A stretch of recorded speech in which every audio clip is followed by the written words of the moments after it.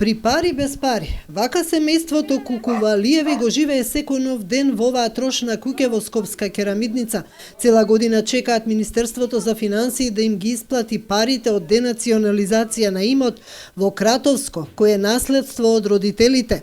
За тоа време живеат во сиромаштија, болни во темница, бидејќи од Евана им ја исклучиле струјата пред 2,5 години поради долг од 80.000 денари. Голготата почна од како малиот ми отиде на операција. Почнавме парите, отидоа за него. Сите пари што имавме, ги дадовме за малиот. За операциите, за такви работи. И нема можност за струја да се плати. И ја останав без работа. 4-годишниот Јован досега имал 2 операции на нозете и треба да оди на рехабилитација. Никогаш не гледал телевизија, за цртаните филмови знае од зборувањето на неговата мајка, но најмногу се плаши од темницата. Не може највечер тешко му на детето. Да се пуште. Плаче, се плаши од темница. Се плаши, вика, не може од темница, не палиме батерии, свеќи. Неќе, се плаши дете. Тешко перам и надвор перам на ладно. Све сум болна јас. Од болување зуб. И по снег перам, по дост перам на чешма. Не може да се спереме. Да си еднам не може. Дојка да се најадам. Кисело млеко.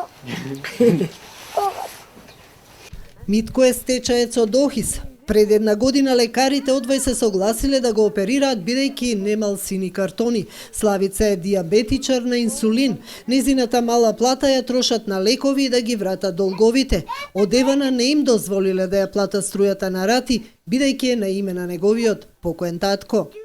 Тие се наши парите, мене Само не ни ги дава.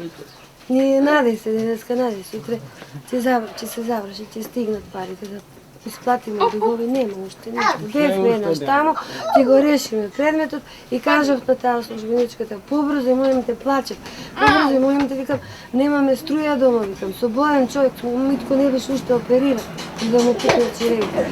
Со болен човек, со мало дете, побрзите да решите предметот, да ги земеме парите, да платиме струја дома.